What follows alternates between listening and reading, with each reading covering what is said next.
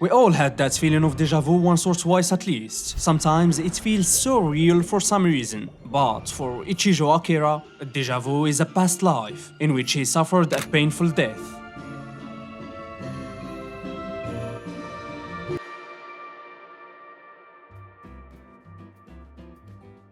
When Draken goes on vacation, an isekai story simply cannot be initiated. Well, usually. This time around, instead of a typical isekai manga, we have a reverse one, where the other world sends its threats to the modern-day Earth. Minotaurs, goblins, dragons, magical beasts, and all kinds of fantasy creatures crawl to Earth, bringing doomsday and destruction upon everybody. Amidst this catastrophic event, Akira goes through multiple experiences of death to finally accept this new reality, where he has a unique ability to return to the past whenever he dies. But unlike my boy Subaru, this dude straight up keeps all the stats he gains from his last run, with his level resetting every time he regresses. Now, in a world that is ending, Ichijo Akira needs to fight for his life and those he cherishes. Honestly, the impact of the first chapter wasn't that big, even though the manga tried to make it so. We've seen main characters who die and regress, we've seen wars that face apocalyptic events, and we've seen most things that come after that. But somehow, I continued reading.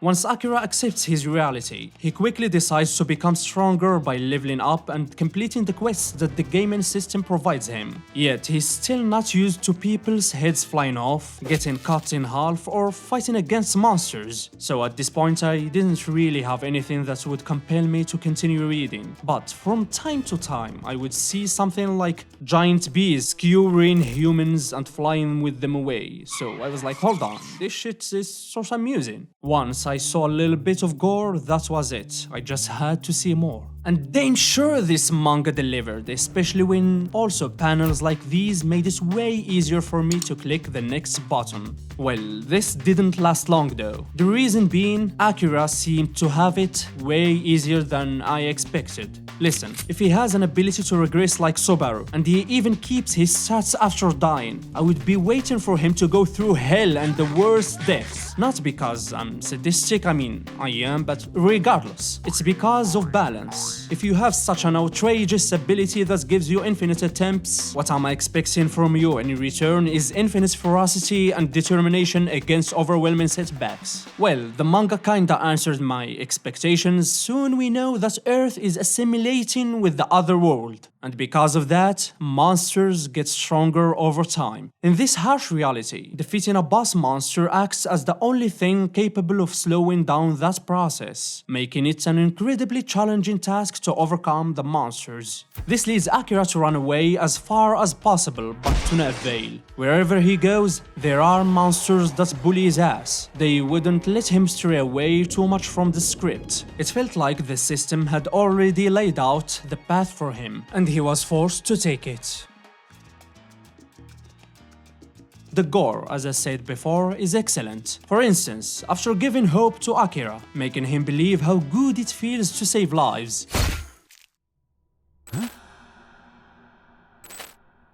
The story swiftly takes that away from him in horrific ways and drowns him into deeper and darker territories. In that darkness, Akira starts pursuing his light. He slowly starts giving some homework to his brain. He starts thinking about the next move, the next target, the next level up, fueled by vengeance, survival instinct, and the burning desire to protect more and lose less. He controls his feelings and body, and he attacks, forward, never stopping. His only goal is to get stronger. The dude even finds Draken who went on vacation and beat the shit out of it. The fight scenes in this manga are well drawn. Even though panels won't be much detailed, they will surely radiate awesomeness with a little bit of edginess. There are many great shots of Akira honestly, but that's about it. There is a huge lack of tension, even though the story tries to build up for such fights. Maybe that's because it's too straightforward when it comes to battles. It feels like like there are limited variables to what could happen, which causes indifference even in such high-stakes fights. It feels like the only times I was somewhat immersed are when Akira was sweating his ass to save someone. Again, not because I'm sadistic or anything, it's because, as we all know, he can't fucking die for good. The leveling up, on the other hand, is not complicated, but sometimes it's flat out bullshit. The scaling of power and skills can be ridiculous, as the female lead can blow up a giant bird with beginner magic, while soldiers at the same level or even higher than her can't even deal with some wolves. Like, why the hell is a beginner magic looking like some endgame forbidden laser that you only get after grinding your ass off? The name of the attack is Shock Arrow, bro. That ain't no arrow, that's Genos busting his nuts. Should I be expecting her to obliterate civilizations at max mastery? I guess it's just the way this manga chose to make an NPC relevant to the story. Which leads me to another problem with this manga. The characters in this story are one-dimensional, but more than that, they give the vibes of NPCs, one-dimensional NPCs that are there to only be protected or defeated by the player Akira. And frankly, this story should be looked at as such. A game. There is a player and we watch him, nothing more. The above average art is pretty to look at. The MC evolves after each chapter and the scale becomes larger after each hurdle. That's all. I wouldn't recommend it for anyone who's looking for complicated characters or nuanced dialogues. Forget talking about the plot, because the story does not hint at anything of importance as to how or why what's happening to Akira is happening. It is there and you should eat it. That's the kind of attitude this manga exerts. The only thing that could be somewhat of a hidden plot is that not only monsters invade Earth as it merges with the other world, but it's implied that humans do too. It would have been much better if the manga focused more on that aspect. Imagine humans getting isekai to Earth alongside monsters and all. That would make hell of chaotic events and many plots could be formed. I mean, the manga overall is average for a power fantasy. This manga tried to adapt some tropes from the manhwa with gates, dungeons, monsters, and players, so I was interested in how it would turn out. Well, it turned out just like a colorless manhwa of that type. Just instead of the MC going solo like in many of the manhwa, the MC here goes for the power of friendship, because manga.